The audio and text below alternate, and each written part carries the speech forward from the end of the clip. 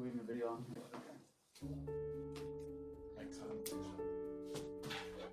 We are live.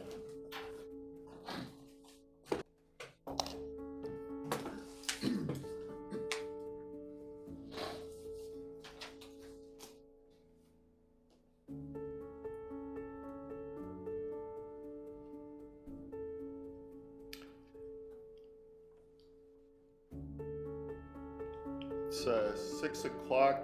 I don't know if we have any other people joining or if we want to wait a minute or should we just get started? How are we doing for people? We have 23 attendees, sir. All 6 panelists are in right now. Okay. 24 attendees. Okay. Ready. Why don't we start, and a few people may join us as we get going. Again, I want to thank everyone for the work that they've done up to this point and by participating in this event tonight. Again, I want to thank the command staff and the police department, everybody that's worked on this. Carissa has done the yeoman's job coordinating all the lists and trying to keep everybody informed. We're fortunate in this project to have the Finn Institute as a research partner.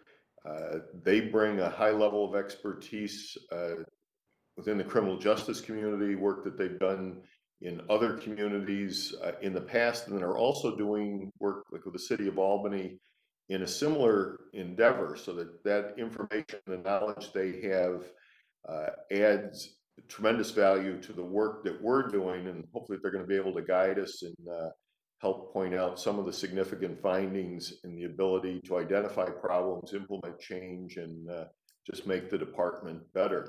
With that, I will turn it over to Chief Clifford. Thank you, Mayor. In a moment, our moderator, Jason Benitez, will introduce the Finn Institute and why their role as our independent research partner is important. I want to take a moment to explain why we asked the Finn Institute to join our collaboration in that role and to be a part of this important process. Over the past 13 years, the Finn Institute has been an academic and technical advisor to the Schenectady Police Administration.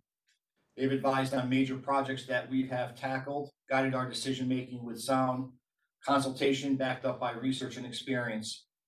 We partnered with them on their projects, one that you're about to hear about. I'll now turn it over to Jason, but before I do, I'd like to thank Dr. Warden and Dr. McLean for their friendship and dedication to this agency over the years. Jason?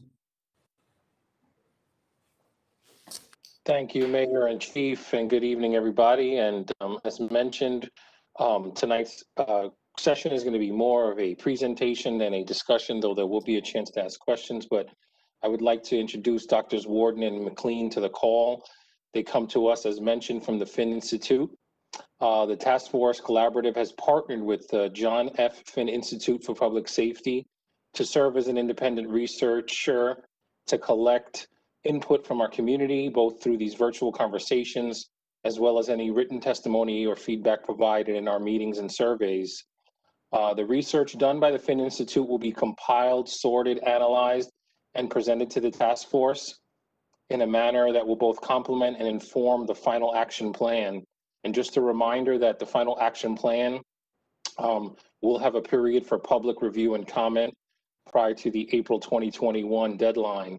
And that plan will include recommendations for improved strategies, procedures, and practices tailored to the specific needs of the community. Upon learning more about the Finn Institute, I would like to read just a few sentences from the mission statement on their website. And this is directly from their website. First, they work with criminal justice agencies to organize and interpret existing evidence about what works and translate that evidence into effective interventions in local contexts. And second, they conduct research on criminal justice strategies, programs, and practices to deepen our understanding of what works. I would also like to imagine that over the years of doing this kind of research, that the folks at Finn Institute have also uncovered things that do not work and why. So I think that they're going to be very valuable partners to this process. And lastly, I would just say that like to note that any well-rounded study utilizes both qualitative and quantitative data, and it is often very valuable to connect scientific evidence-based information and data with practice and to apply specific scientific methods in analyzing a practice. So tonight, we'll all get a chance to hear from them and their strategies for collecting and analyzing the data and how they have contributed to similar endeavors to tie evidence-based data with practical measures and procedures. Tonight's session, again, will be more of a presentation than a robust conversation, but there will be an opportunity to ask questions. So with that, I'd like to turn it over to Drs. Warden and McLean of the Finn Institute. Thank you.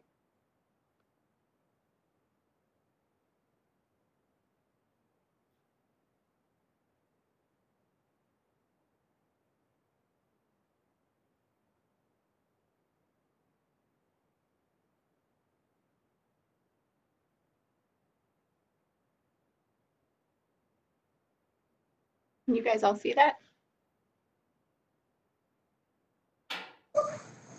Yes, Sarah, we can. Okay. Right. You could do it as a slideshow. Yeah. How's that? It's good. Good? Okay. Can you hear me? All right, I'm going to, sorry, I'm having, there we go. Jason, first, thank you all for coming in this discussion of procedural justice and police legitimacy. Can you hear me? I feel like, is that good volume? I can. Okay, perfect. Thank you. As part of the series of meetings underway to guide the Schenectady Police Reform and Reinvention Collaborative, Jason, thank you. He really covered what it is, how we see the research partner role, looking at the evidence, adapting it to local context, analyzing data on implementation, outcomes, and feeding it back. You also touched on sometimes what we find isn't what our partners expect to hear.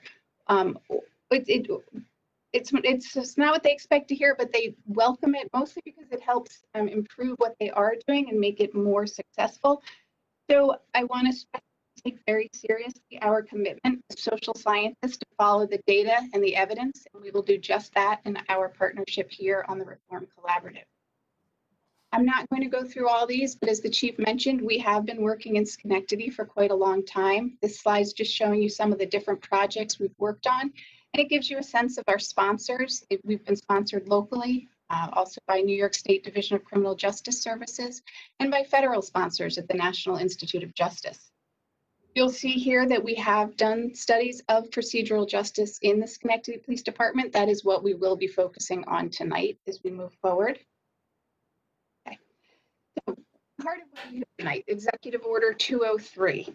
We know that Executive Order 203 mandates a review of current strategies, policies, procedures, and practices, and also that localities develop a plan to promote community engagement to foster trust, fairness, and legitimacy. And then as we move forward in that process, the reform is going to require that we project how changes in strategy, policy, or procedure will alter the way that policing is done, and it will alter how the police and the community relate to one another.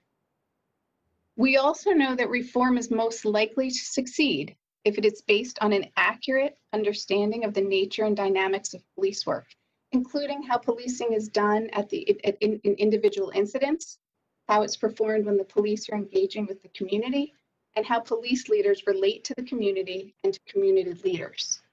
We also know that reform will be more successful if it is based on science.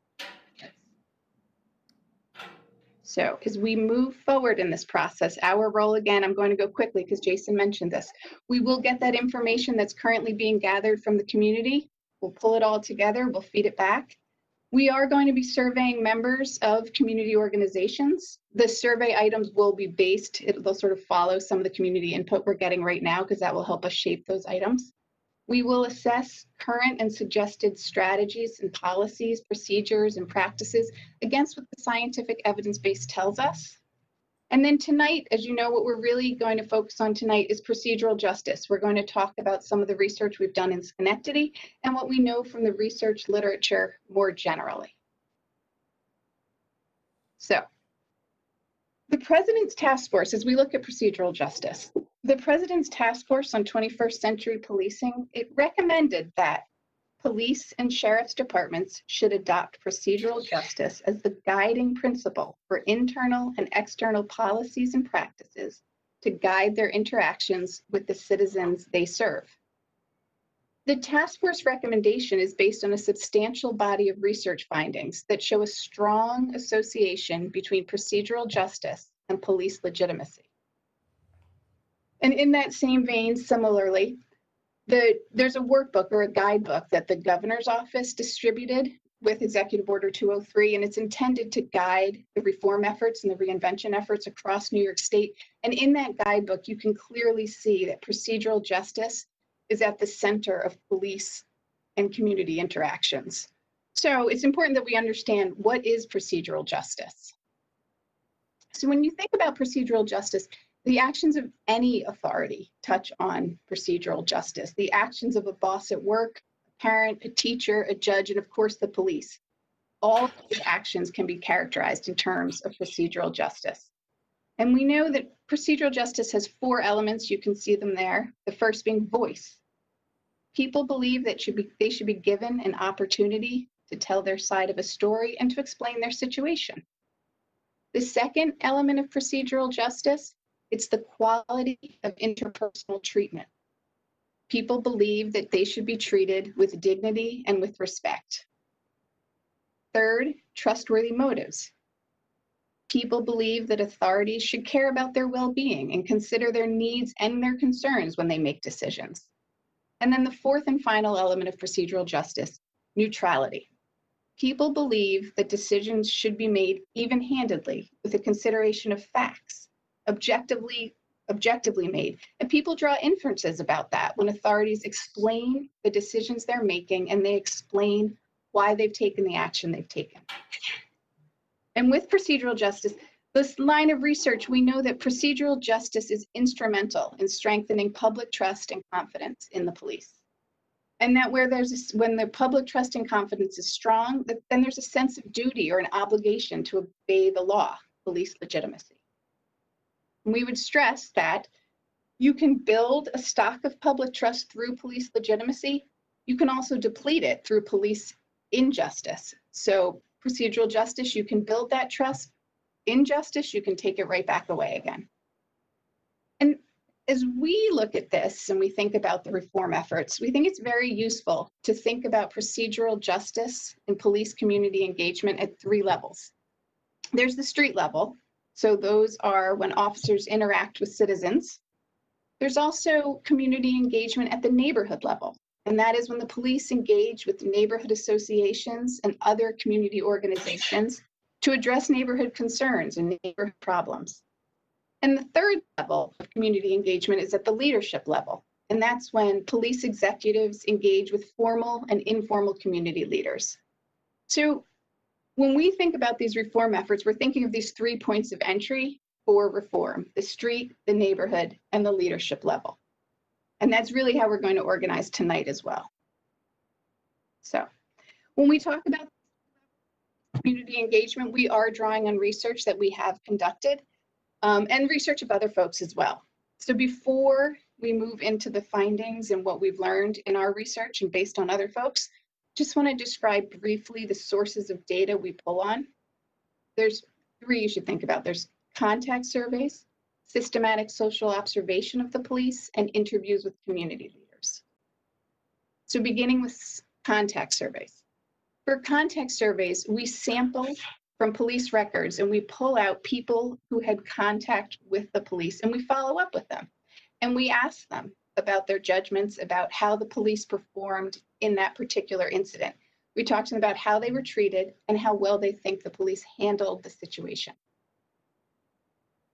There are times that contact surveys would focus on only one type of contact. So for example, follow up only with people who called the police for assistance.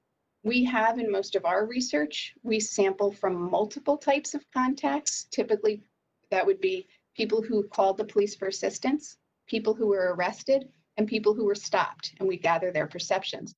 By sampling across a more broad range of contacts, we get a more broad range of perspectives. Surveys are very useful, these context surveys. What they're telling us is people's perceptions, but we also know that perceptions can be inaccurate. So in our research, we followed the line of other folks, and we also measure procedural justice in terms of officers' actions, independently of the people who were involved in those incidents. And for that, we rely on direct observation of the police at work. There's a long tradition of this sort of research. That is the systematic social observation, or SSO.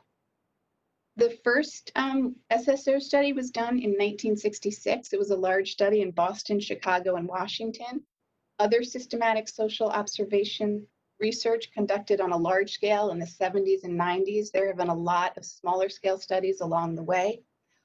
What is similar about all of the studies using systematic social observation is that it's systematic in the sense that the data on the police and the citizen interaction and their behaviors, it's collected using a structured protocol, and it's directing observers to look at specific features of the interaction. It also, the protocol will include definitions and questions along with the set of response items. And what that does is that structures the observations that are being made, and it helps ensure that different observers are coding, that there'd be consistency across the observers. Observers are hired, they're trained in the protocol. From the very beginning, and in most systematic social observation studies, the way it's done is observers are actually placed into the patrol cars. So they're observing the police officer at work at a sample time of day on a sample shift. In the patrol car, the observers might be taking brief notes, and then they'll go back and they'll later answer questions using that very structured protocol. More recently, what we've done is we've taken advantage of technology. What we're doing is still systematic social observation, but we're calling it, it's armchair observation. So in Schenectady, our observers observed the recordings from the in-car video cameras that the Schenectady Police Department has. More recently in Albany, we've observed the police at work by using their body-worn camera footage. Again, observers are watching it and they're following that same structured protocol, but it's just applied after the fact. So that is a thumbnail on what is procedural justice. It has those 4 elements. It's important because procedural justice influences trust and confidence in the police, which in turn influences the legitimacy or people's obligation to obey the law. And just a reminder, when we talk for tonight anyway, we're sort of organizing how we look at procedural justice with respect to these reform efforts at 3 levels: the street, the neighborhood, and then at that leadership level. So I'm going to turn this over now and give my screen over to Rob, who's going to talk about the first 2 levels, the street and then at the neighborhood.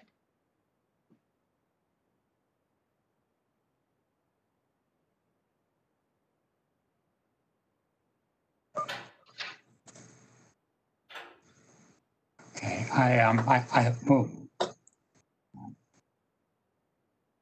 hope you all can see that slide and hear me. Is everything going all right? Anybody? Yes? Okay, Yes, we can hear you. great.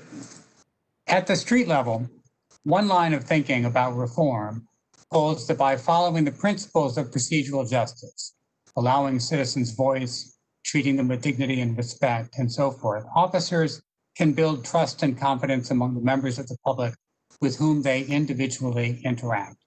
They can, in that way, create legitimacy.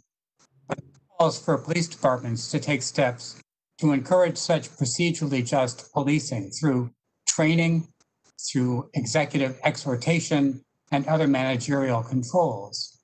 And also by following the principles of procedural justice internally in the department's treatment of officers, on the assumption that that will foster a commitment to procedural justice. And Sarah will discuss that briefly a little bit later.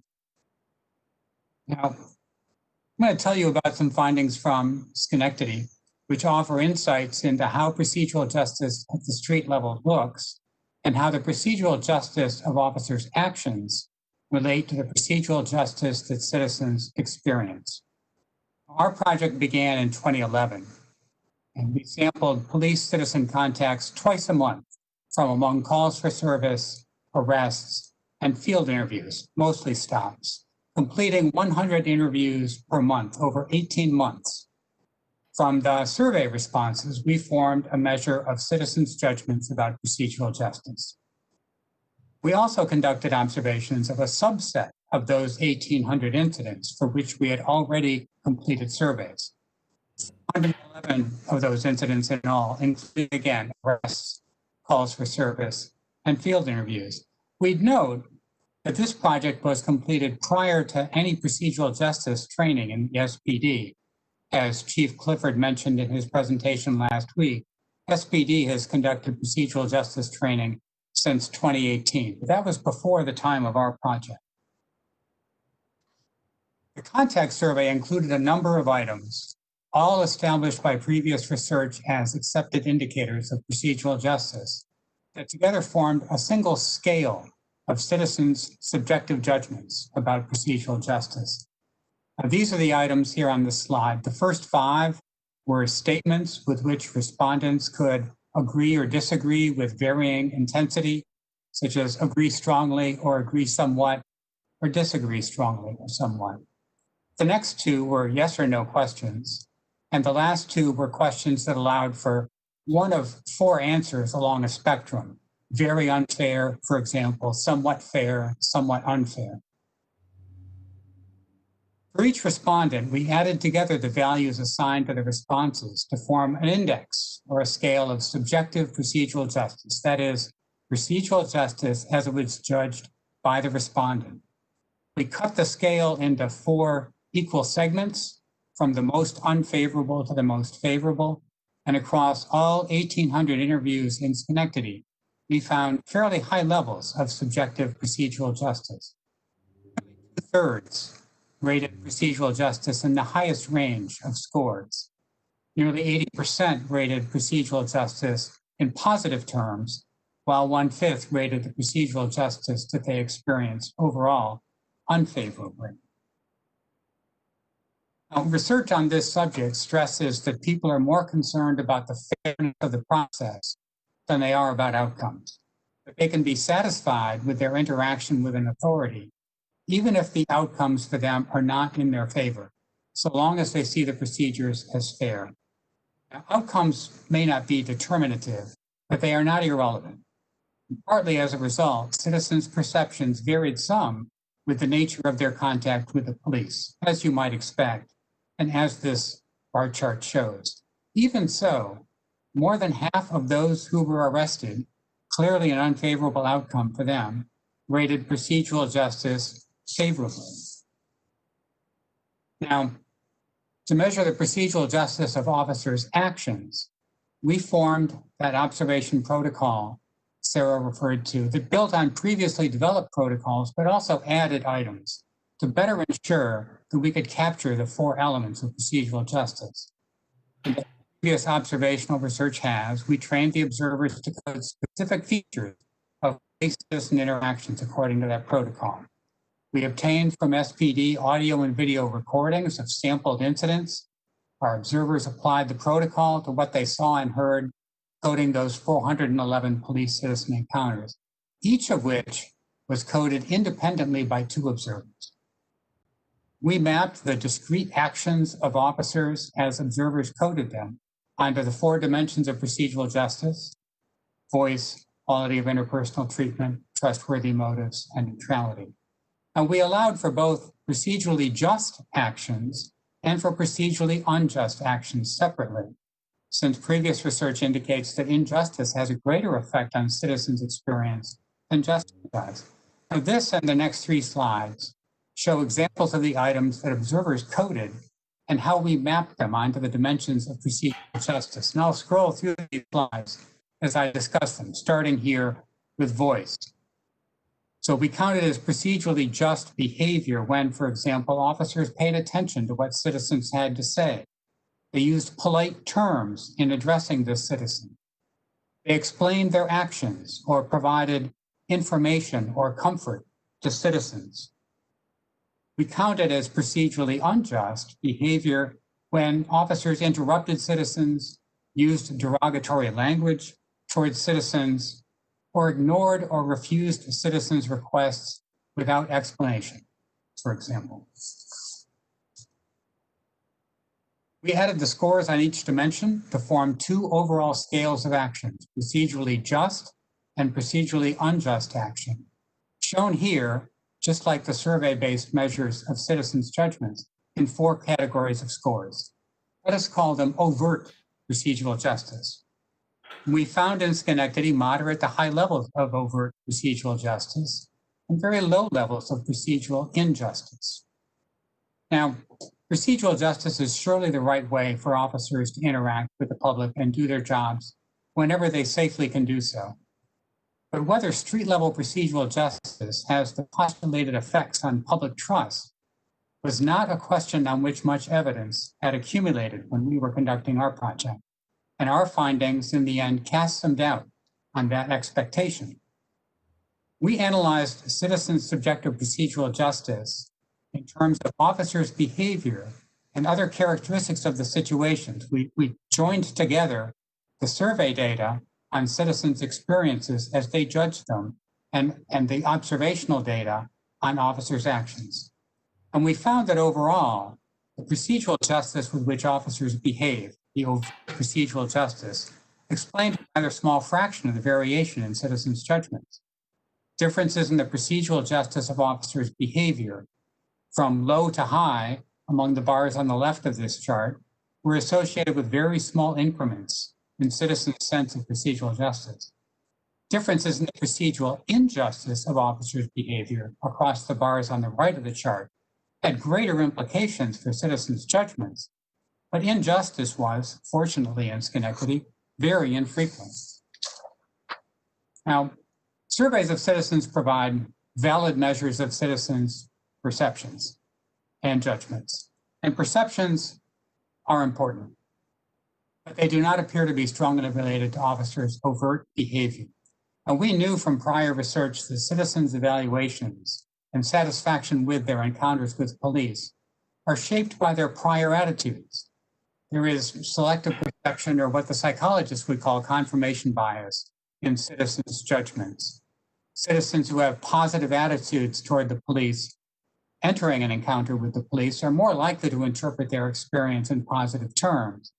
And by the same token, citizens with less favorable attitudes toward the police are liable to emphasize the more negative elements of their interactions and judge their interactions in less favorable terms.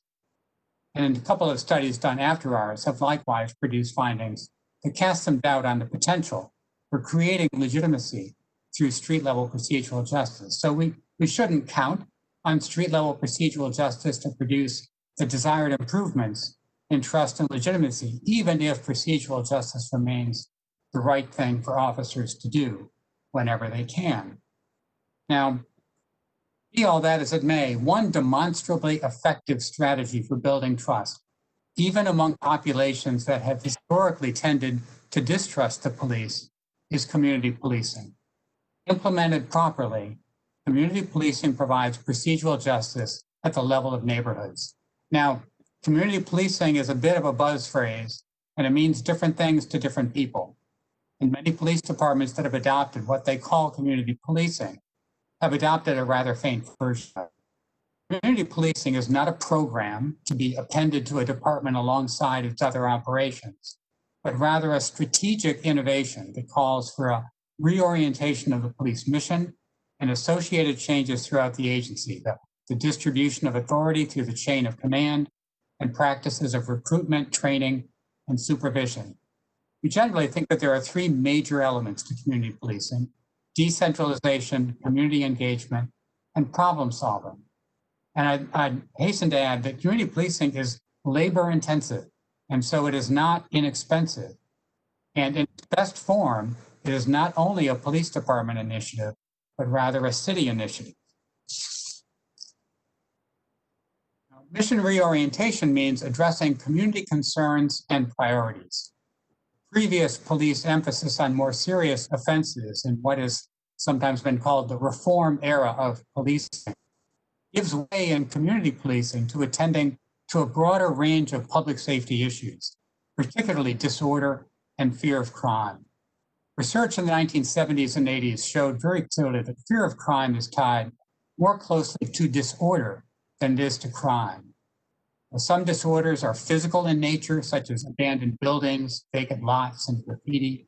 Other kinds of disorder are social, street-level drug dealing, public drinking, and panhandling. All of these disorders are conditions that residents experience day in and day out, and they interpret them, we know now, as signs of crime. Under community policing, police treat disorder, sometimes we think of them as quality of life issues, as higher priorities because they are priorities for communities. And moreover, community policing goes beyond a focus on individual incidents to which police can devise only temporary solutions. Problem-oriented policing or problem solving is designed to address the underlying problems of which individual incidents are merely symptoms. The breadth of the community policing role renders police, as one scholar put it, quoting from him, an agency of municipal government housing a multitude of functions, not merely then a law enforcement agency. Now, it's worth considering problem solving a little bit further. In the conventional incident-driven policing, police respond to and handle incidents one by one. Burglaries, larcenies, reports of vandalism, disputes of many kinds, public disturbances, persons acting erratically, all may require the presence of the police. Problem solving does not replace, but supplements handling individual incidents. Police and the community scan to identify problems that multiple incidents represent and the conditions that contribute to or facilitate those incidents. And police and community address not root causes that police can't change, but contributing factors that police can alter. Problem solving calls for analysis of the problems and then on that basis, action to address the conditions. Responses could involve enforcement, but also other kinds of interventions as well. Now, one example, really an exemplary one of problem solving comes from Gainesville, Florida. It experienced at one point in time a sharp increase in convenience store robberies. And they undertook an analysis that showed that 96% of the convenience stores in Gainesville had been robbed in the previous 5 years. It went on to analyze patterns of robbery events in incident report narratives. They even interviewed incarcerated convenience store robbers. They found through that analysis that 92% of convenience store robberies occurred with a single clerk on duty. And interviews with robbers indicated that they considered a second clerk a deterrent. The police recommended that the city council adopt an ordinance requiring 2 clerks on duty at night. The ordinance was passed, and in the next 6 months, convenience store robberies dropped by 65%. Now, problem solving applies not only to crime patterns like convenience store robberies, but to other neighborhood problems as well, including disorders. Every problem solving effort needs to be so extensive as the Gainesville example, and they need not involve legislative action. They may involve enforcement, but often involve either in addition or instead non-enforcement responses. Now, almost surely the best example of community policing comes from Chicago and the Chicago Alternative Policing Strategy that was operative from about 1993 to 2004. That initiative was undertaken really by the mayor, not the police department. The mayor owned the initiative in that he took steps to ensure that other agencies coordinated with the police department to address community concerns. That ensured a level of interagency cooperation that is not normal in many places. So when police heard that sanitation or public works needed to address an issue, it got passed on and it got done. The police department engaged with the community in monthly, what they called beat meetings in the 250 or so police beats in Chicago. Police provided information to the community, and they also heard community concerns. And in Chicago, as elsewhere, community concerns were not confined to serious crime.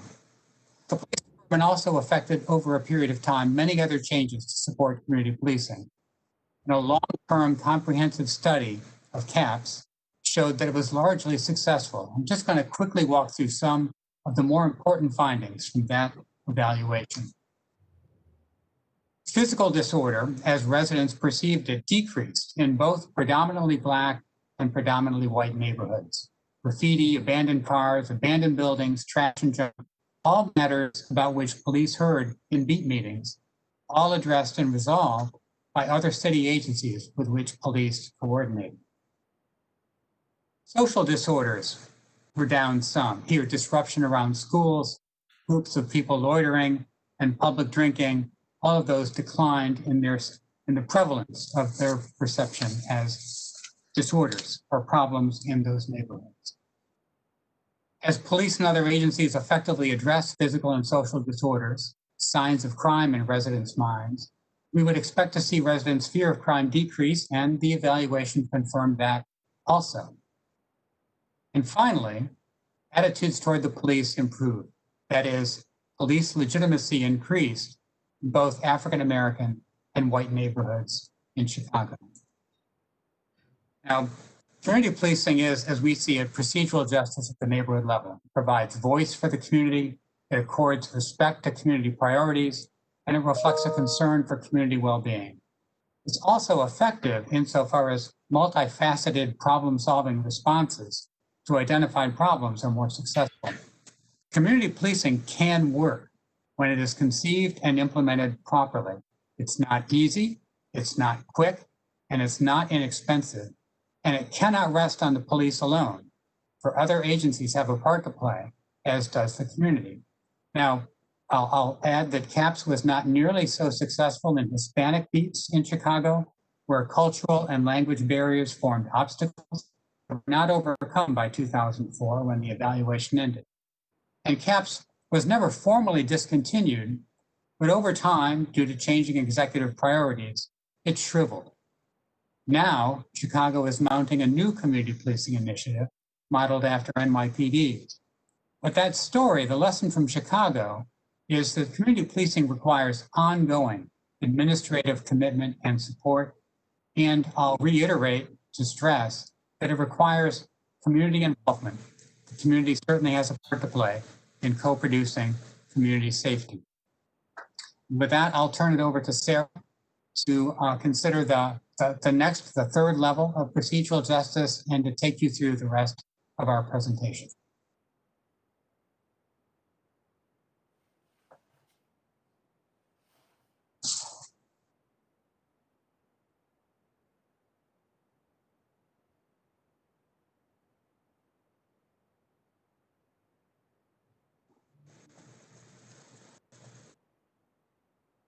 Hold on.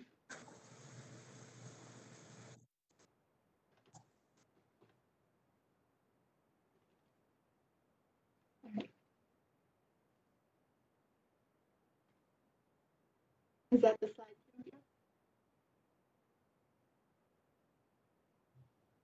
I think you want to be back one, Sarah. Oh, that's all right. So, would be at that third level.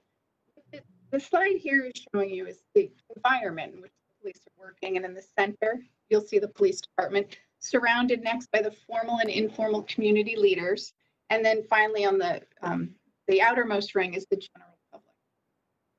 And so what we see here is that formal and informal community leaders play an important role in these efforts to build trust, because they act as a bridge to the police department, and then they can also act as a bridge from the police department back to the general public. In our own research and the research of others, we know that community leaders offer a credible voice on behalf of the department, where they share with the broader community, they can share with the broader community the efforts that the department is engaged in to build trust, and they can also reinforce these efforts. In the other direction, the community leaders are a credible voice on behalf of the general public, bringing back to, that's what I, hold on, sorry. It looks,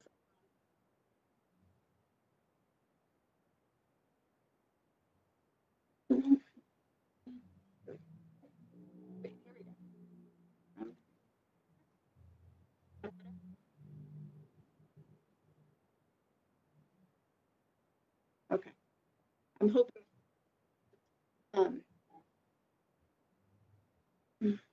I'm waiting for, and then we've also, in a lot of conversations we've had with agency executives, so we know that these informal leaders, and they're the bridge to the police department, and then from the police department to the community.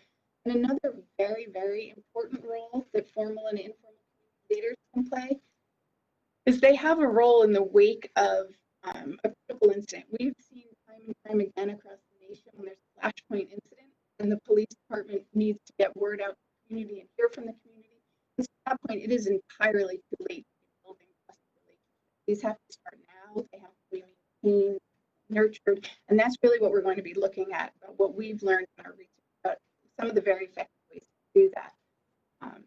So we go here.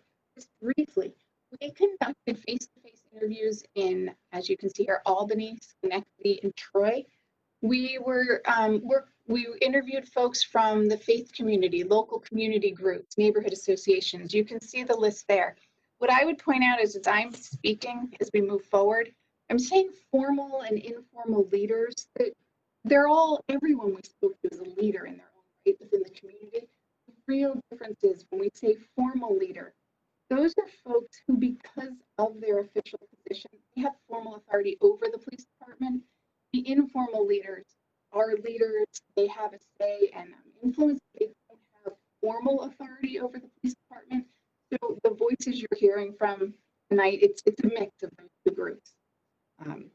So we spoke with folks, and what we really wanted to know, it's quite simple, is we had a series of questions that everybody very patiently went through with us.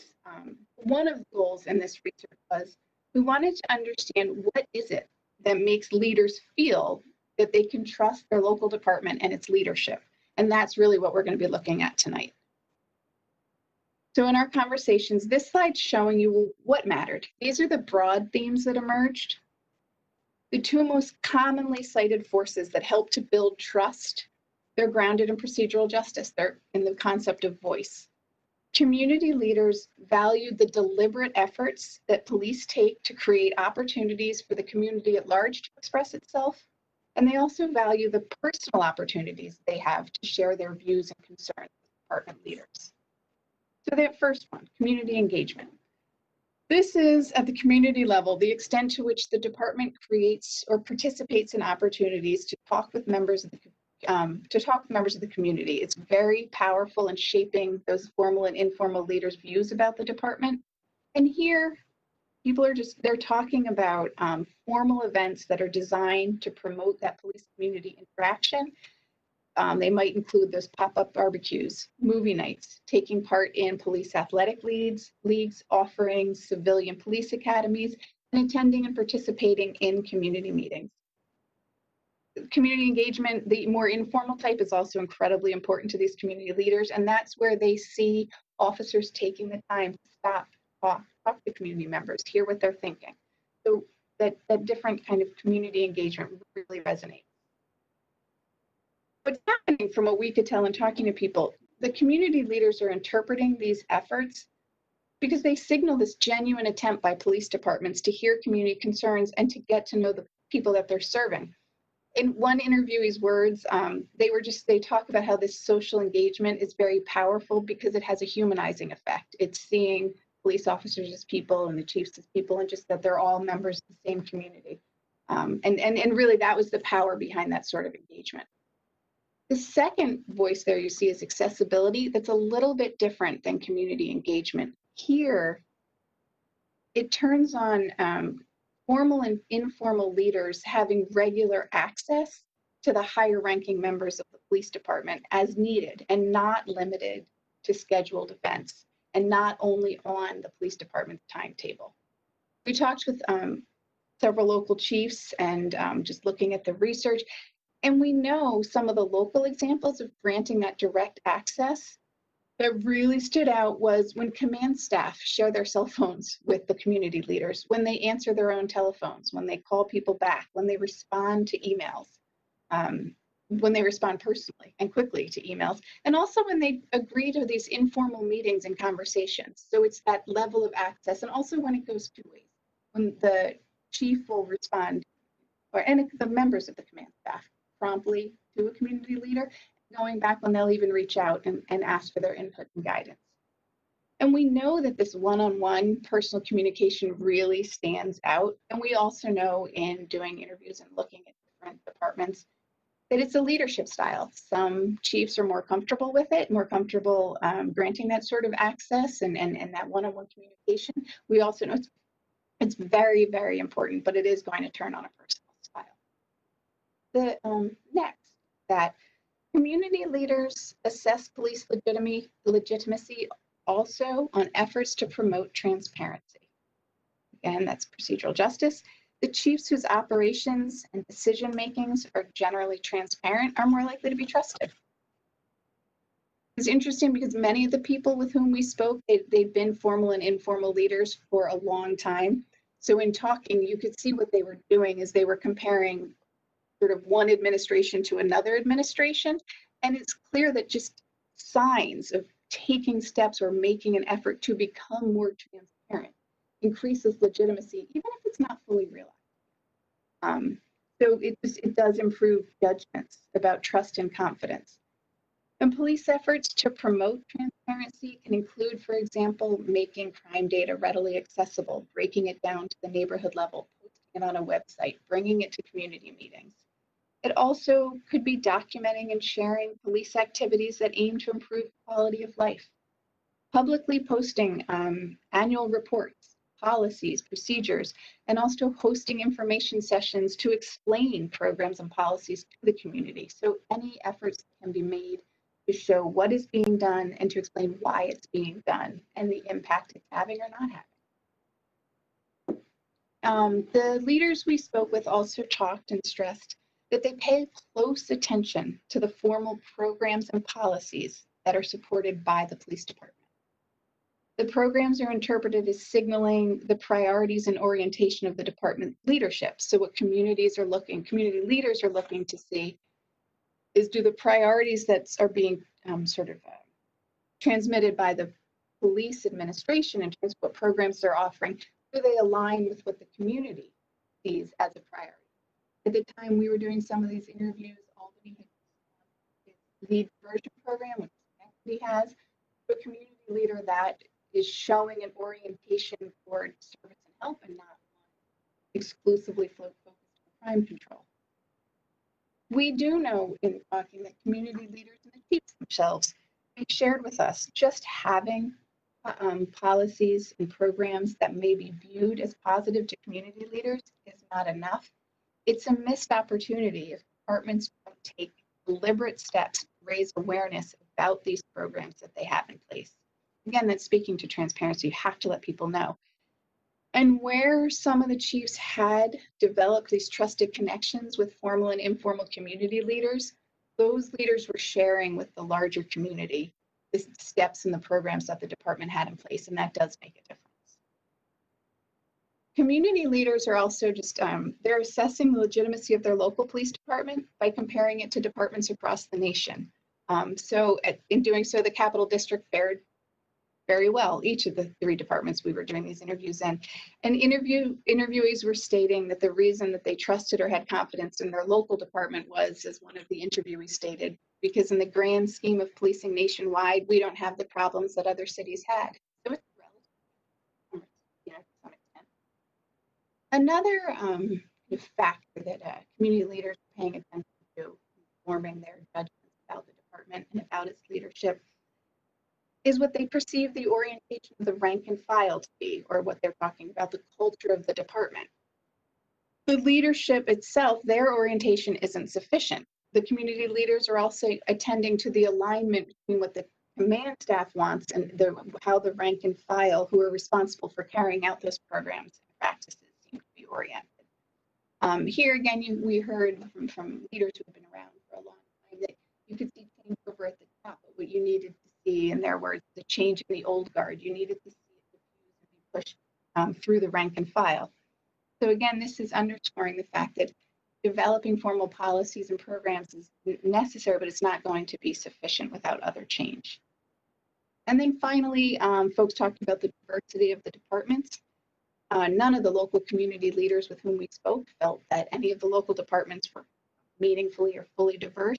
That said, They do grant legitimacy based on the extent to which they think leadership is taking steps in genuine efforts to promote diversity.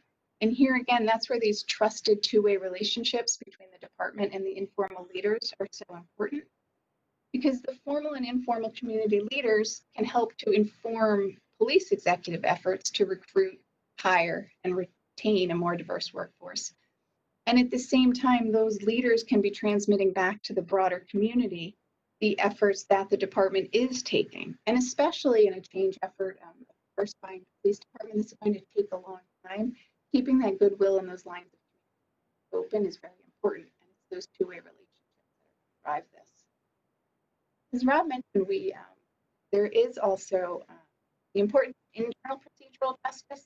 So as police executives are paying more and more attention to promoting external procedural justice, they also need to be directing their attention inward to internal procedural justice. And to foster internal procedural justice, we put some examples of concrete actions that departments have across the nation, and some of which also in Schenectady are being undertaken, if not actually all of them, I should say. So to promote internal procedural justice, for example, there could be transparency in paths for career advancements, explanations of how the selections ultimately are made. Someone is selected, why one over another. There should be fairness in disciplinary. Officers themselves should have input or voice on policies and practices. And this matters for two reasons, well, several reasons. One is we know that there's a link between internal procedural justice and external procedural justice. So if there's a clear message being sent from the top down and agency leaders and supervisors are treating their officers with dignity, respect, and fairness, it makes it more likely that officers will in turn treat the members of the public similarly. When the officers are being treated with themselves with procedural justice, they're more likely to buy into the programs and policies that the department is embracing and pushing, and then you'll see that translated back onto the streets. And finally and simply, police executives should be directing attention to internal procedural justice because it's intrinsically the right thing to do, treating your employees with the same level of respect and dignity that you'd like to see them treat the public with. To kind of summarize what we've learned in our research at that leadership level and in the research of others, we know that informal and formal community leaders' trust and confidence turns on elements of procedural justice. Again, here you see the voice, the participation, the transparency. In this context, we're not talking about procedural justice and routine police-citizen interactions on the street, same sort of elements, but we're talking about executive and community leader interactions. We know that the community leaders' assessments of police legitimacy are shaped by their contact with the police, direct contact. That's part of what's shaping it, those formal contacts and those informal contacts.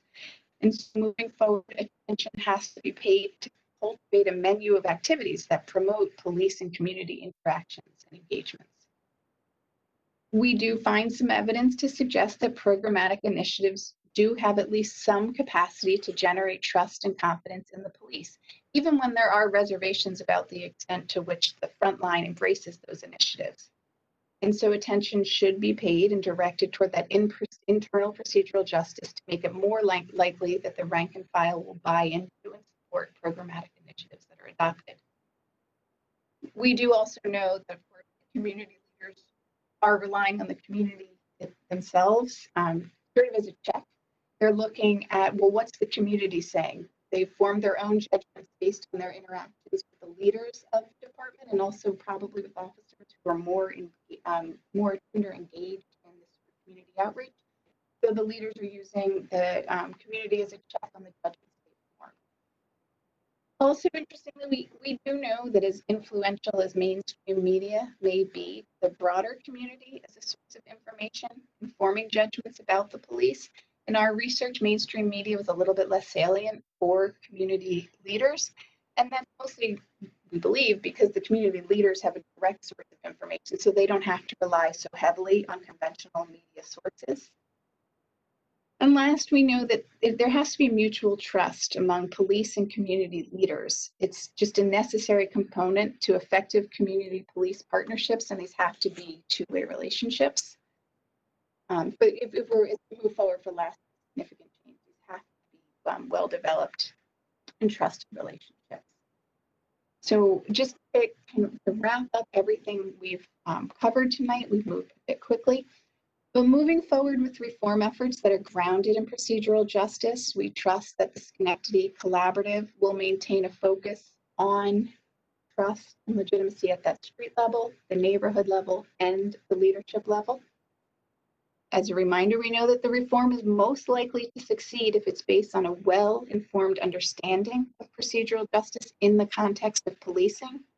And as the research partner, we aim to contribute to this reform effort by ensuring as much as possible that the deliberations of the collaborative and the elected officials are consistent with and based on existing scientific evidence. And we would state also that police reform is only one among several steps that must be taken toward addressing many problems facing communities today. And then additional attention and resources would need to be directed toward the other pieces of the system that are connected to the criminal justice system. So for example, mental health, substance abuse, and education.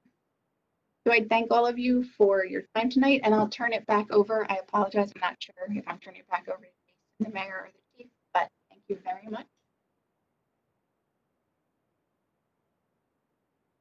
Thank you, Dr. Warden and McLean, for your input and walking us through that. I particularly like how your presentation focuses not only on the work the police department does outward, but also the internal culture that is needed to kind of best promote best practices. So with that, we will take some time for questions. At the moment, there's only the presenters that are on this call as a presenter. So if anyone on the call has a question, I would ask that you indicate such in the chat room, and then our lieutenant behind the scenes can elevate you to a panelist and unmute you, and you'll get to ask your question. So again, if anybody does have a question out there on this call, please indicate so in the chat room, and then we'll call on you and bring you on as a panelist, and you can ask your question to the partners at the Fin Institute.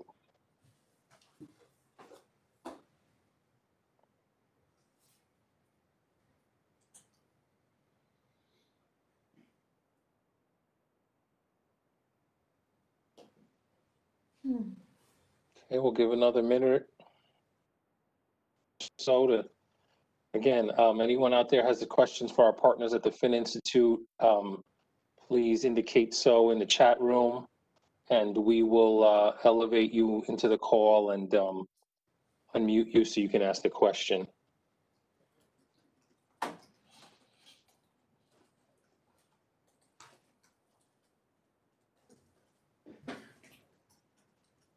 Okay, I'm not seeing any questions coming through the chat, so Chief or Mayor, I'll turn it back over to you, and if anybody has any question, anybody from our panel have any questions for, oh, wait, you might get a hold on.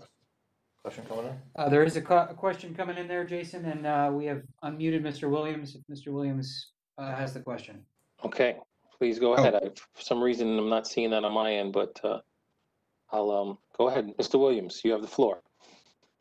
Hi, everyone. Thank you again for your findings, Fin Institute. I thought that was very informative, and I took sufficient notes that I plan on meditating on later tonight. So again, thank you. My question, I hope I didn't miss anything, was in a perfect world, the city would have the ability to direct resources to appropriately invest in all three levels of procedural justice simultaneously.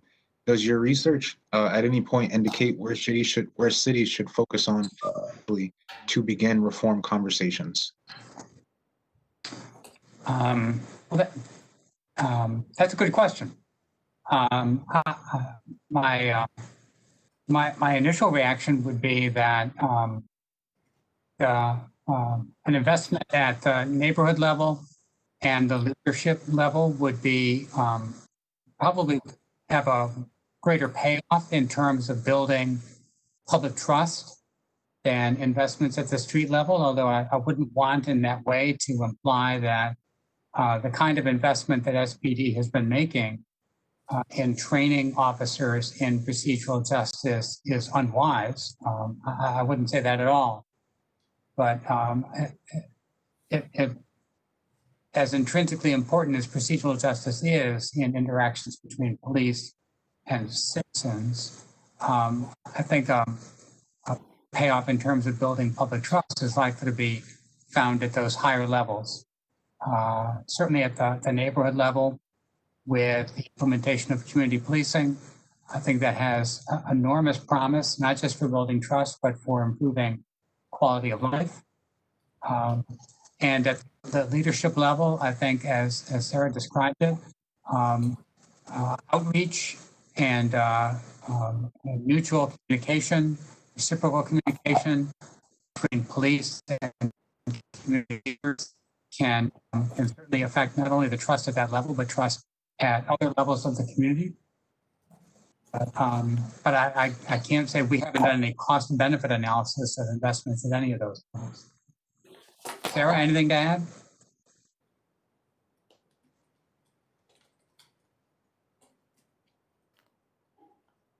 No, Thank you. I was not in terms of, I agree with the emphasis at those two levels. And also just that the neighborhood level is much more expensive at that leadership level. It's already occurring. It's an investment of time, but not financial resources quite as much.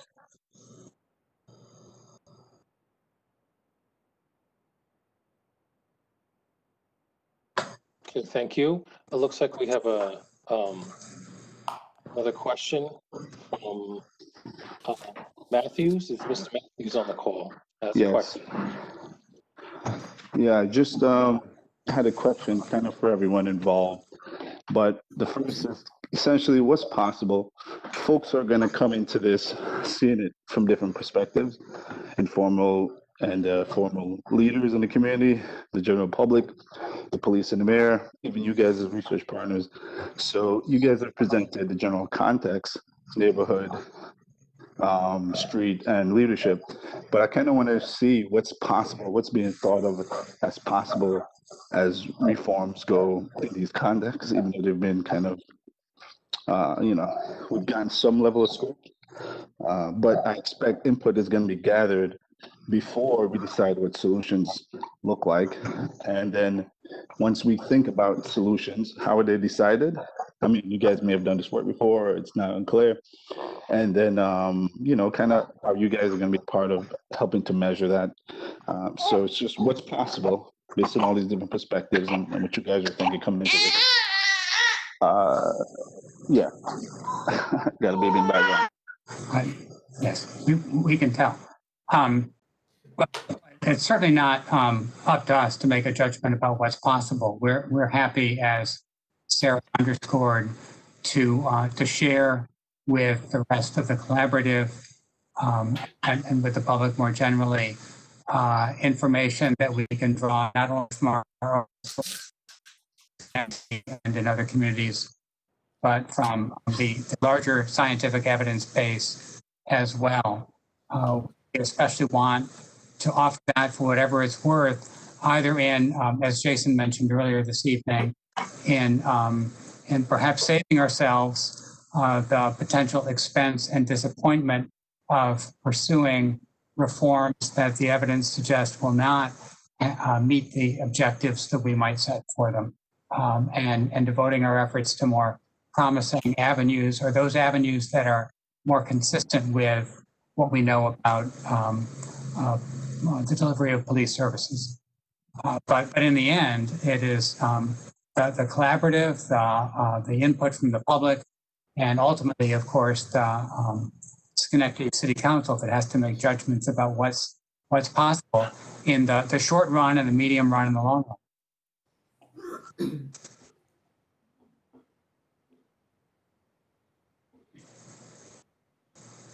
Dr. McLean, anything to add to that? Questions in the chat room?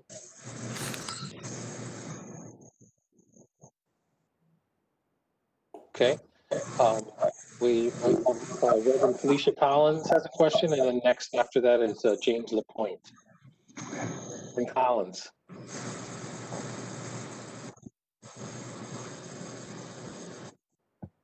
This is Felicia Collins, and I guess my question is, where would funds come from in order to aid in the building of trust in our community, youth as well as community leaders?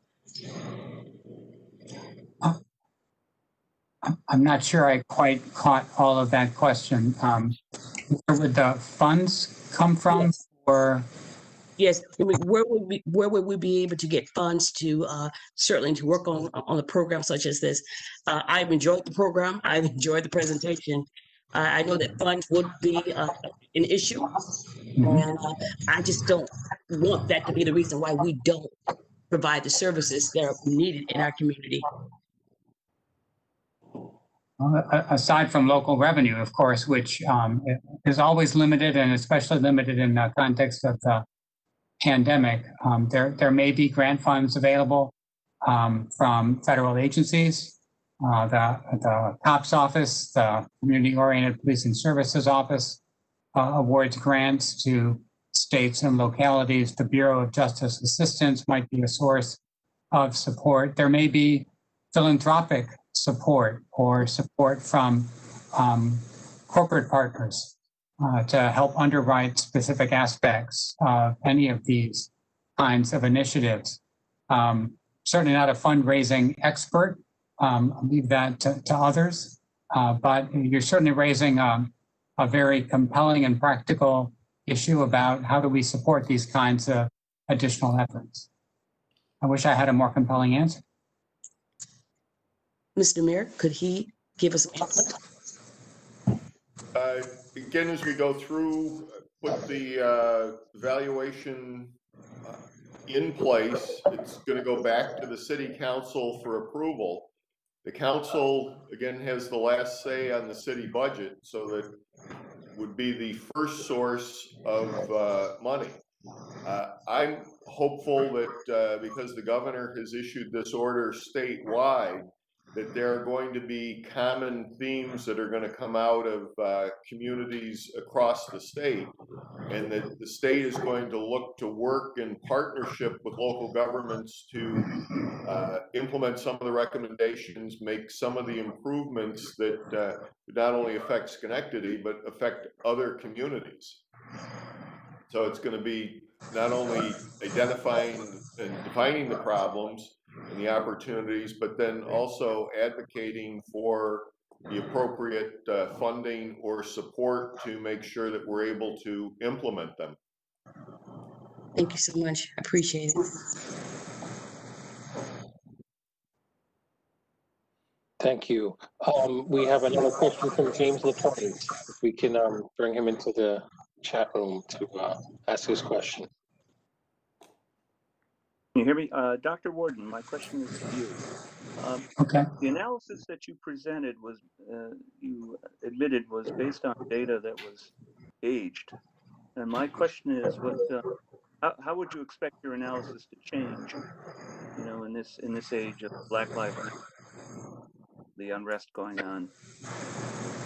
Well, you might recall that in 2011 to 2013, at the point at which we were collecting our data, we were not very far removed from a time when Schenectady's then mayor called publicly for consideration of abolishing the department and contracting instead with the sheriff's office or making other arrangements for the delivery of police services. It's not unreasonable to characterize the time as one of a legitimacy crisis for police in Schenectady. And the police department had been under the scrutiny of the Civil Rights Division of the Department of Justice for a number of years, an investigation that was ended, if I remember correctly, only in 2013. Striking things about research on police of the nature we have conducted, all those observational studies done over the last 50 plus years, is that there is remarkable stability, continuity over time in patterns of police conduct. They've changed in some ways, certainly. I wouldn't deny that. And the climate, certainly the public climate has changed some in the last 7 years. I might expect at this point to see, if anything, a still more attenuated relationship between how police act on the one hand and how citizens make judgments about procedural justice on the other. So I think in the current climate, citizens' judgments might be shaped all the more by what they expect and all the less by what officers actually do. I think what we found in Schenectady 7 years ago would be emphatically true today, that the needle of public trust is going to be very, very difficult to budge if we limit our efforts only at the street level. Okay, thank you. Sure. Thank you for that question. Mr. Randy Magoo has a question. Please, I'll bring Randy into the virtual space, and Mr. Magoo, go ahead and please ask your question, sir. Okay, my question is, I mean, given the long history of, you know, of laws in the country that have been. Mr. Magoo, I'm sorry to interrupt. We're having a little trouble hearing you. If you could speak a little closer to the microphone, please. Okay, can you hear me now? It's a little bit better. Okay, I'll see if I can up the volume of my end. What I was gonna say is this, I mean, how does, and maybe I'm asking the Finance Institute folks this question, how do you balance out, like in the case of the Rockefeller drug laws and some of the other laws that have been passed by the state and the federal government that have, you know, sort of been behind the whole, you know, thing, actions of the police department in terms, you know, not only local but, you know, around the country. How do you balance that out? I mean, if the legislature or the federal government or state legislature passes a law that may be you look at it, and then the local law enforcement have to implement that law because it's a law, you know, statute they have to follow. How do you balance that out in terms of, you know, the local, you know, the interactions with local folks? I mean, because I mean, a lot of what has occurred over the course of time with regard to the laws that have been passed at the federal and state level, and not so much at the local level. How do you work that out? I mean, how do you deal with that? Well, that's a question for the entire collaborative. You know, that your question relates directly, I think, to the last point that Sarah made. And that is that we have to remember, as you're pointing out in this specific instance, that police work in a context. And I'm absolutely convinced that policing will inevitably reflect the structure and patterns in the larger society.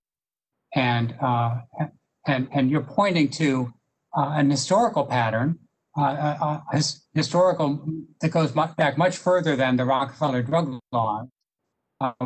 Police were in a position of enforcing laws that were racially discriminatory. And that's a legacy that still affects policing and police community interactions today. And inevitably, you know, reform has to look beyond the police.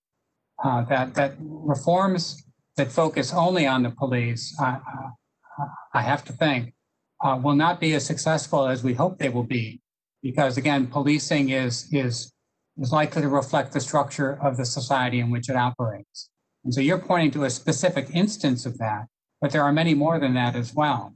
And they make a bit of a tight jacket for the police. So we really have to look beyond the boundaries of the police.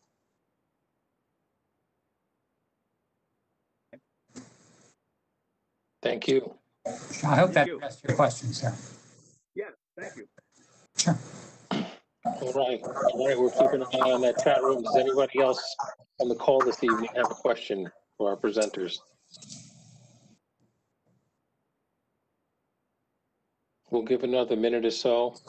And I'd like to remind folks that our community conversations resume this Thursday evening at 6 p.m.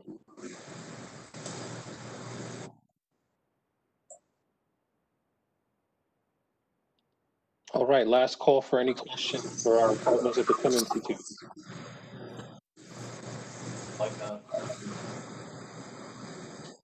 Okay, well, Doctors Warden and McLean, thank you for being with us tonight. Thank you for the presentation. I think everybody is a little bit more clear on the role that your work will play in this final, product that we'll be producing. So we appreciate you, spending that time with us to walk us through the data collection and analyzation. So we appreciate it. And I'll now turn it back over to the chief or the mayor to close out. But again, just a reminder that our community conversations resume in 2 days on Thursday evening. Thank you. Thanks, Jason.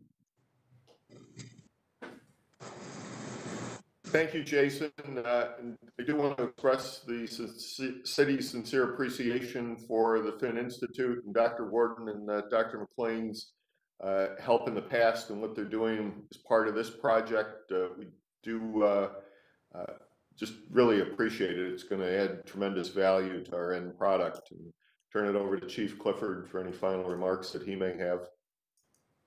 No, just the same as the mayor. Thank you, Dr. McLean, Dr. Warden, for the presentation. I think it helped to explain the path that we're going down with these conversations.